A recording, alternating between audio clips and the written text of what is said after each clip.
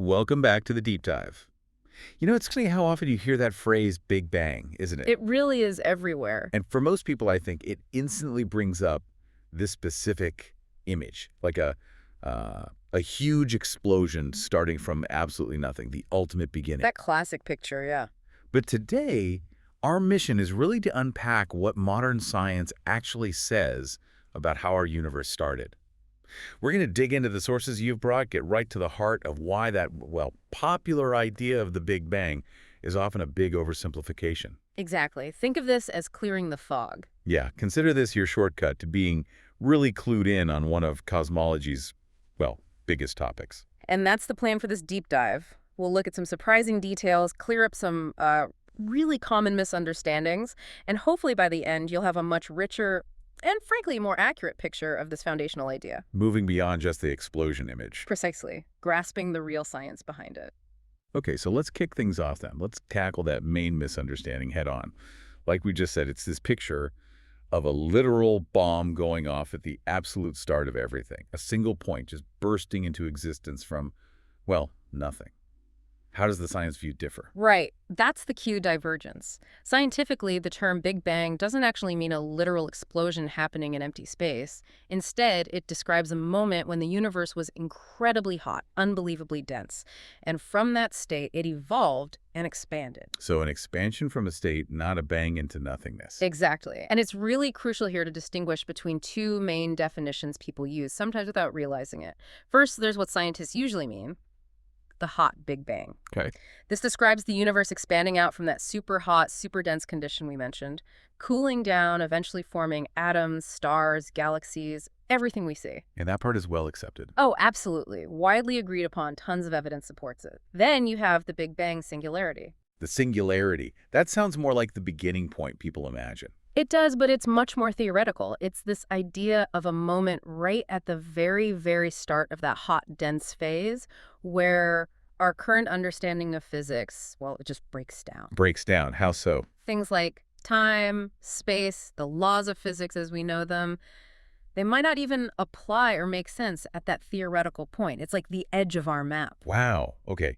That is a huge difference. The hot Big Bang expansion versus this theoretical singularity boundary. So why isn't that singularity, that theoretical moment, considered the absolute beginning anymore? You mentioned even the scientists who worked on it had doubts. Yeah, that's a fascinating part of the story. Today, many, I'd say most cosmologists don't really think the Big Bang singularity marks the definitive absolute beginning of time and space. It's more like the earliest point we can currently talk about with our physics. That's a good way to put it. It's the earliest state our current theories can describe. And what's really interesting is, the classical theorems developed by people like Roger Penrose and Stephen Hawking. Huge names. Their work pointed towards a singularity, right? A mathematical beginning. It did mathematically. But later on, both Penrose and Hawking themselves started to question some of the core assumptions those theorems were built on. Wait, they questioned their own work.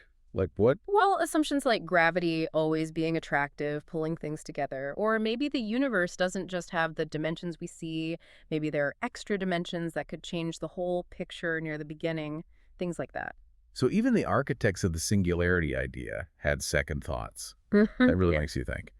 But okay, if the Big Bang, or at least the singularity part, isn't necessarily the ultimate starting gun, what's the solid ground? What's the concrete evidence we do have for that early hot dense state you mentioned? Ah, right. The bedrock evidence, the thing that really anchors the whole hot Big Bang model, is the cosmic microwave background, the CMB. The CMB, I've heard of that, like leftover heat. Exactly. You can think of it as the universe's baby picture. It's the residual heat and light from that extremely early, hot, dense phase, stretched out across billions of years by the universe's expansion. So it's direct proof that hot dense state existed. Clear, irrefutable proof. It's incredibly uniform, with tiny variations that eventually grew into galaxies. It fits the model perfectly. And the discovery story is pretty wild too, isn't it? Oh, it's fantastic. It was found almost completely by accident back in the mid-60s. Scientists at Bell Labs, Arno Penzias, and Robert Wilson, they were working on Microwave receivers for satellite communication? Not looking for the origins of the universe then. Not at all. They kept picking up this persistent background hiss, this static, no matter where they pointed their antenna. Like interference. They thought so. They checked everything. They even famously cleaned out pigeon droppings from the antenna, thinking that might be it. No way. Pigeons. Yeah. Yep. But the noise remained. Faint, uniform, coming from everywhere. It turned out they'd stumbled onto the afterglow of the Big Bang itself. Wow. Finding the echo of creation while trying to get rid of static. Incredible, isn't it? Sometimes science works like that. It really does. But, okay, this brings us right back to that huge, maybe the biggest, unknown. If the Big Bang isn't necessarily the absolute beginning, what came before it, if anything? That is the frontier question in cosmology right now, and the honest answer is we don't know for sure. It's still very much an open area of research. So no single leading theory. Not one clear winner, no. Yeah. There are dozens of theoretical models being explored and debated. Some are really fascinating. For instance, there's the big bounce idea. A bounce? Yeah, the idea that maybe our expanding universe emerged from a previous universe that collapsed down and then sort of bounced back out. Like a cycle? Could be. Others propose different kinds of cosmic cycles. There are even more exotic ideas involving things like time loops or hidden extra dimensions playing a role, or maybe our universe is just one bubble floating in a larger multiverse. Mind-bending stuff. Absolutely. But the crucial point, for now at least, is that our current best tools, the laws of physics as we understand them, quantum mechanics and general relativity, they just don't let us look before that initial hot, dense state with any certainty. It's like a wall. Effectively, yes, we hit a theoretical limit. Our current physics breaks down, like we said, about the singularity. We can't reliably model what might have happened before that point. That's humbling, realizing the limits of our current knowledge. Okay, so before we wrap this up, let's quickly touch on a couple of popular myths that often confuse people about the Big Bang. Good idea. One that comes up a lot is comparing the scientific Big Bang to, say, the creation story in Genesis or other religious texts. Right, people try to map one onto the other. Yeah, and while both deal with origins, they're really operating in different ways. The scientific model is built on evidence, observation, math. Religious texts explore spiritual meaning, moral truths. Different kinds of questions, different kinds of answers. Exactly. They aren't really competing scientific theories. Trying to make them fit literally usually misses the point of both. Okay, good distinction. What about the name itself? Big Bang. I've heard it was meant to be insulting. Yes, the Fred Hoyle story. That's another persistent myth, or at least an oversimplification. The story goes that Fred Hoyle, who championed a rival theory called the steady-state model. The one where the universe didn't have a beginning. Right. The idea was that Hoyle coined Big Bang on a BBC radio show in 1949 purely to mock the expanding universe idea. So that's not true. Well, he did use the term on the radio, and he was a critic of the theory.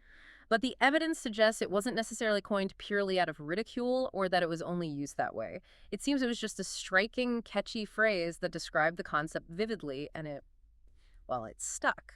It just caught on, regardless of his original intent, perhaps. Pretty much. Sometimes a good name just works. So let's bring this all together. For you, listening right now, navigating all these ideas about the universe, Yeah. what are the key takeaways? What's the clearer picture we should have now? I think the main thing is this. Understand the Big Bang primarily as the point our current physics can confidently trace back to. It describes that incredibly hot, dense, expanding early universe. Not necessarily the absolute first moment from nothing. Not necessarily that cosmic starting gun, no. It's the starting point of the universe, as we can currently describe it. And remember, the strongest evidence we have supports that hot, dense, expanding phase. That's what the term Big Bang overwhelmingly refers to in science, backed by things like the CMB. It's not really evidence for creation out of absolute nothingness. Right. It's evidence for an incredibly different early state. Precisely. And, maybe that's where the real sense of wonder kicks in, because science loves these open questions, right? Absolutely. What came before the Big Bang, if anything? That remains one of the most profound, most exciting unknowns out there. A massive invitation for all of us to keep exploring, keep asking questions, and just marvel at the mystery and the sheer scale of it all.